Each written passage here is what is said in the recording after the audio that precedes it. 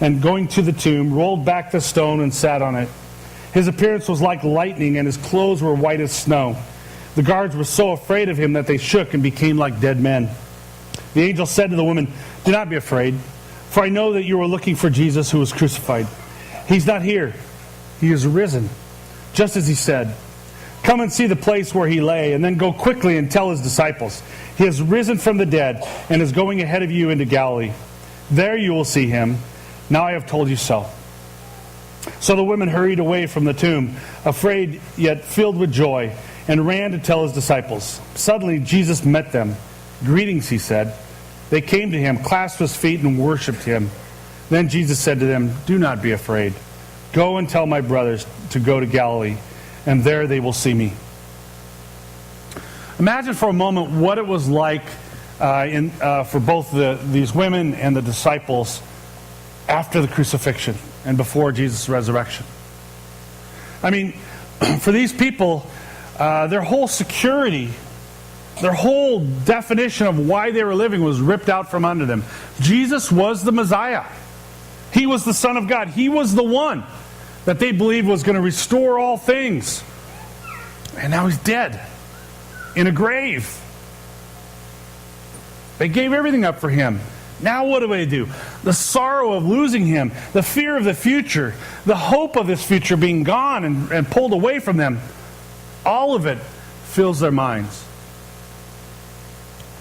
Their life, if you would think about it, can be described as a tomb. That the death, the sorrow, all those things that come from a broken world and are all around and permeating their life. But now this angel comes along and offers them a way out of that tomb. You know, all of us have tombs in our life. They're places, they're filled with the effects of sin, brokenness, hurt, regret, sorrow, death. Moments where fear seizes control of our life, the fear of the future, what's tomorrow going to bring. Relationships that are broken and unfixed and for whatever reason can't seem to be, fixed or restored. Regret in our life that we can't seem to shake. Uncertainties in the future and the panic or the fear of what my next step would be. Depression. All of those things are kind of the stench of death that are all around us and become kind of this tomb that we find ourselves in. And in this particular story, though, we can kind of see a way out of that. When we, like I said in the beginning, know there's a victorious life, and yet we find ourselves hanging around this tomb, the story offers us a way out. Resurrection itself offers us an invitation to be free of all of that, to be restored like the resurrection promises us, to live a life victorious. And we can find it really in the words of the angel that was expressed to these women. So what were those words? Probably ones that we've heard many times, and maybe we've noticed, maybe we haven't. First one was an invitation to not be afraid. In verse 5, the angel had told them to do not be afraid. Fear can be a paralyzing force that keeps us from doing a lot of things or looking for a lot of places. Like the person who doesn't go to the doctor when they're sick because they're afraid to find out what's wrong with them. So by not knowing, I'm okay. Fear can hold us back. And for these women, of course, there was a fear of just, as I said earlier, a fear that was holding them back of truly being able to step back and think of what Jesus had talked about, to look at this bigger picture. They were just caught up in this moment. And we're stuck sometimes in these tombs of our life out of fear. Sometimes we don't think it's fear. We think of it as something else. But if you really dig deep, oftentimes fear is the driving force of everything. We fight to stay in control. We refuse to give up control because maybe we're afraid that God might have plans that aren't going to match my plans. He's not going to do the things that I want to do. Therefore, I keep control. Maybe there's a fear of we hold things in and we don't share what's going on in life because of fear of people rejecting us or not understanding, and therefore it makes matters worse because now I realize that people are going to look at me differently, and so instead I hold in fear and refuse to be able to face some of that stuff. Maybe it's just the reality of a fear of the work it's going to take to overcome something, and so I'd rather live in the misery of this than the fear of what the alternative might be, or a fear of failure of achieving, maybe what needs to happen. We hear that all the time. I know in the case of oftentimes people in abusive families, they'll ask women, why won't you get out? Well, it's easier to live in the misery of their place than the fear of the unknown, of stepping out beyond what they know. Fear just controls us. But the resurrection reminds us to not be afraid. We have no reason to fear the unknown. We have no reason to fear going into those places that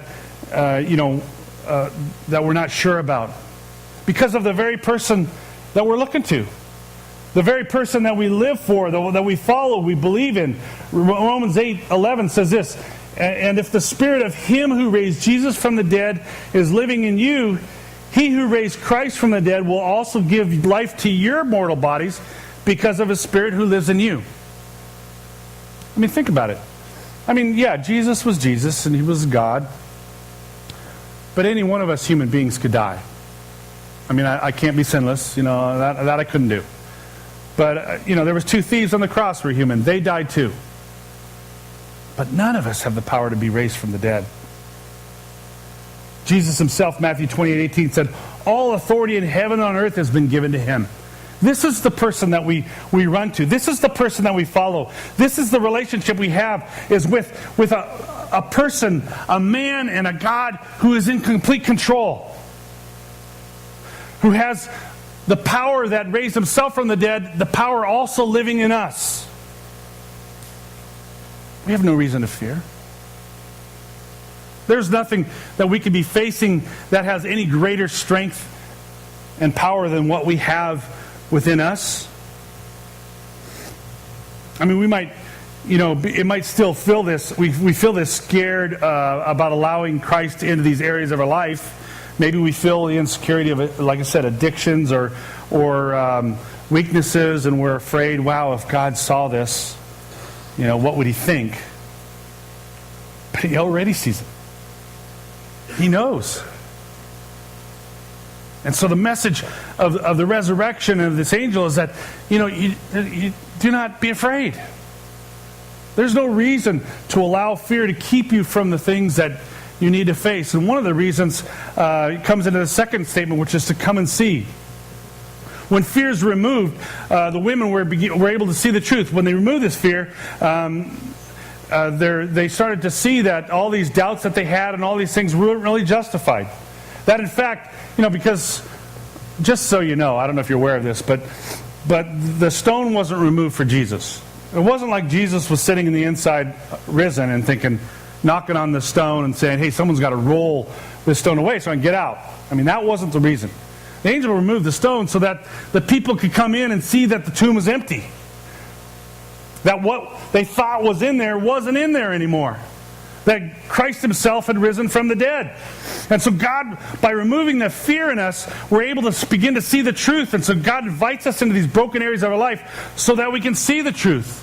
That the very thing that we thought of, that I'm afraid to be able to expose and go there out of rejection, or that God's not going to like me, or God's going to think, wow, I didn't realize you were that bad, therefore I'm not going to do it. That when we go there, we realize, well, there's no power in this. The very fear that I had of what would happen doesn't exist. That this grip that sin has on us to keep things secret and in the dark, when exposed, we realize there was really nothing there to be afraid of at all. It was these lies that, who are you to believe that God would ever love you? Who are you to think that the people around you are going to accept you? Who are you to think that God could use you to help someone else? You're worthless. Those kind of statements that create fear in us, when we remove the fear and then we go there and we really say, okay, what is it? We realize, wow, there's nothing here at all. It's all just lies. It's an empty tomb. When we let go of control because we're afraid what God might do, we realize that, wait a minute, this is God, perfect God who wants what's best to me, to live life to the full, that in fact, all the things that I ran from, now that I'm doing them, and I'm a part of it, I realize these are the very things that I find fulfillment and purpose in, the things that I enjoy. And we realize that fear was holding us back, but we have to be able to, and it frees us to be able to go in there and see these things. When I'm struggling with a broken relationship and my pride tells me, or fear of how they'll react says, I'm not going to call them. They need to call first, or you know what, they're probably going to think something bad of me, so therefore I'm just going to stay in this place and I'm not going to go there to figure out how to reconcile that relationship. But then the invitation is to say, don't be afraid, and then you go there. You make the phone call. You talk to the person, and all of a sudden you realize, wow, this is not as scary as I thought it would be. It's because the message of the cross is that you come and see that Christ has gone before you, that He Himself was already working on that relationship. He's already working on those areas of your life that you're struggling with. He's already working on the unknown of tomorrow that you're afraid of, what will be like. Loss of job, physical illness, any of those things that could just paralyze us out of fear. By going there, Jesus can show, look, I'm already here. I'm already working on these things. And we're able to see. God invites us into those places so that we can see the truth. To see what's really going on. And more importantly, we're able to see God at work in changing those areas of us. And that's where we begin to see the power of the resurrection of Jesus. We live victorious lives not just so we can go around and live victorious lives and have a great time. It's because we become a witness to the power of Christ at work in us. Others who struggle in their life and wanting to know the brokenness of life, the stress of it all. Our circumstances aren't yet different, and yet we rise above it because we have the power of Christ at work in us, and we become that testimony. And in doing that, we're surprised by the presence of Christ showing up. Like in this case, they see that the tomb is empty. They see that their fears aren't justified, that in fact, everything is the way it was supposed to be, and they're running to see it, and then along the way, Jesus surprises them by showing up. To coming into their life, and they see Him. I don't know if I don't know if you've experienced this, and I hope you have, but there are moments where you're at your this tomb of your life, this darkest place that you might be. And so I'll give you the example. In fact, this ties into this card, because I don't know if you've seen cardboard testimonies. The encouragement is to be able to know that sometimes in these things that you talk about the before you encounter Christ, and then you flip it over in the after you encounter Christ. And so the intent of this is for you to have that visual and to think of that yourself and to do it. In fact, there's markers in your seats, because one of the things we invite you to do, and I'm going to talk about it in a minute, but is to even share that. And you don't have to. We're not going to go down. We can start over here and we'll work our way down. Because maybe it's personal to you. But for me, just to give you an example, I've shared it before, but there was a point before being a pastor, and not that makes a difference, but my wife and I sat across from each other and said we didn't love each other. That was the tomb of my life. A point where there was no love. Life was broken, and and it was all messed up. And there was a fear of letting go of the control of myself to say, I've got to fix this, or letting go of my, everybody has a right to be happy, and therefore, let's forget this because we both deserve to be happy. All these lies that convince me that this is what it's about. And so the fear was letting go of that, and then going into that struggle that we're in, to be able to go in there looking for Christ, to say, okay, Christ, how do you work in this relationship? How can we find you? How can you fix this? Because honestly, we can't fix this. And so we enter into that, and in the process of doing that, realizing it is something that is not irreconcilable differences. That in fact everything can be reconciled if you let Christ work at it, and some of the teeth of the lies are removed, and then we let Christ work.